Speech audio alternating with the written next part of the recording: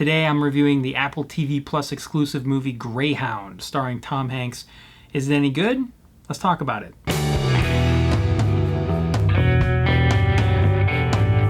I remember seeing the trailer for this in theaters, which is crazy. That feels like an eternity ago. Fast forward into 2020 a bit, and things change. The movie got kicked off of its theatrical release schedule, like every movie did, and some more time passed, and about 6 weeks ago at this point, news came out that Apple TV Plus was buying the rights to Greyhound, so it would be an exclusive film on their new streaming service. In almost all of the World War II movies, one thing is always mentioned in a line or two. It's sort of just thrown away, and it's about supplies.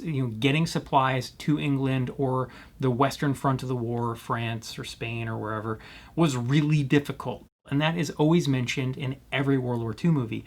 But we've never really gotten a movie about that.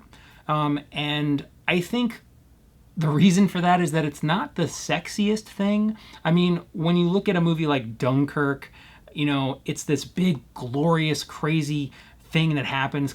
In history, it's called the miracle at Dunkirk. It's this incredible, crazy thing that happened. So of course you make a movie about that. But making a movie about supply lines is a little less exciting. So it makes sense that this one took a while to get made. So key highlight of the movie for sure is just the battles. I mean, getting these amazing battleships, fighting these submarines, and like the cat and mouse game that's going on there. Really cool. Like really cool to see the mental chess game being played between these ships, and then the visual spectacle of them fighting. Really awesome. And it's something really unique to this film. That was always enjoyable, and there's a lot of that in this movie. Another great high point of the movie is Tom Hanks. I mean, Tom Hanks is always great. He's just a wonderful actor, and he just brings so much to these roles. And even though I feel like his character isn't the most fleshed out or the most interesting character ever, he has enough emotion in his performance to really help us connect with him. He's our main guy, and he's in the entire movie. He's in every scene in the entire movie. It's a Tom Hanks movie for sure. And so you would think with a character with that much screen time, he'd have a lot of depth to him. He'd have a lot of interesting layers, and he really doesn't.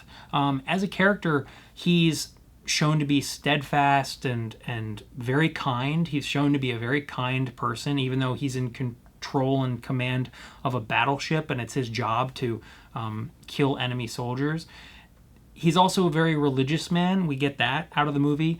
But other than that, there's not a lot about Tom Hanks for us to relate to. I take that as a little bit of a downside, because I feel like for a movie with a full-length feature film, I feel like we should be able to get a much deeper connection between characters.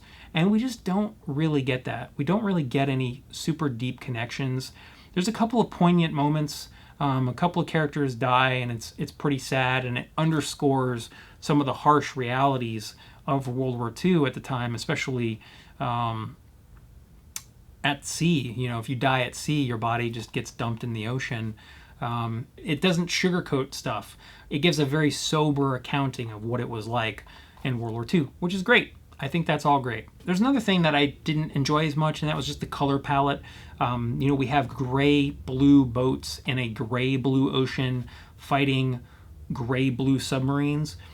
It's nothing they could have really done anything about. I mean, they're using historically accurate reference, right? They're battleships that existed. There's pictures. They know what they looked like. Same with the submarines.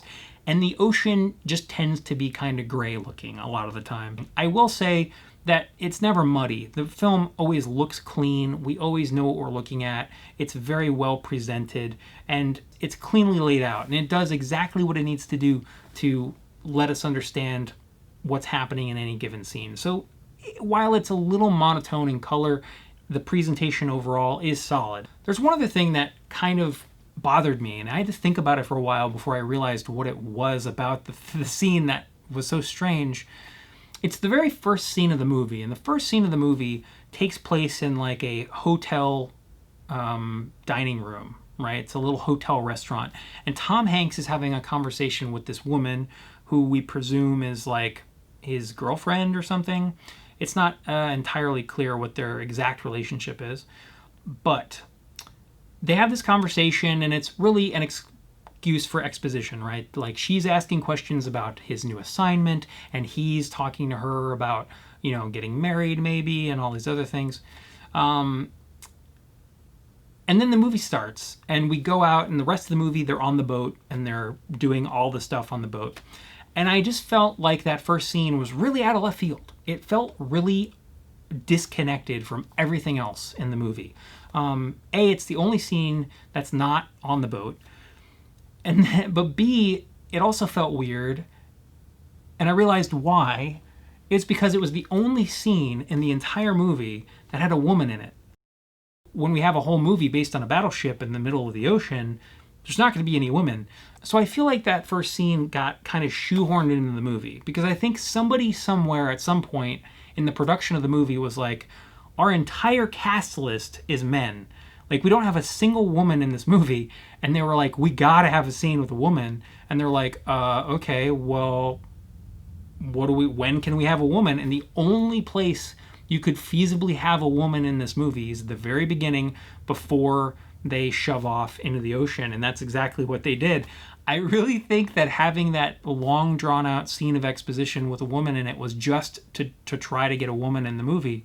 It doesn't hurt the film at all, honestly. It doesn't hurt anything. It just feels kind of weird and out of place, especially compared to the rest of the movie. With all that being said, my final rating for Greyhound is going to be an 8 out of 10. I think this movie is good, even though it fails at one really key component of movies and storytelling in general, which is giving us compelling characters to connect to. I think Tom Hanks does a great job with his performance of his character. I just think the lack of depth in the characters makes the film a little less enjoyable and entertaining. That being said, the naval battles are incredibly tense. They're incredibly cool. There's so much tactics going on. The visual effects are neat.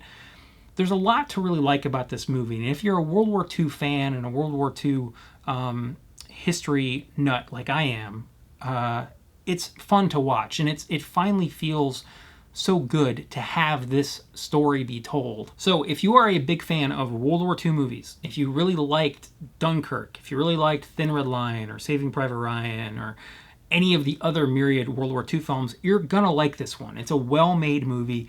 Tom Hanks does amazing. The CG is great on the naval battles. The film is tense, and it's got some really cool visuals overall, some cool cinematography. There's a lot to really like about this movie, but the lack of deep, dense characters and deep, dense character relationships makes it a little less appealing for the average moviegoer. So if you're just looking for a good action movie to watch, I don't know that this is the one for you. But if you're looking for a great World War II movie, I think it's definitely worth a watch.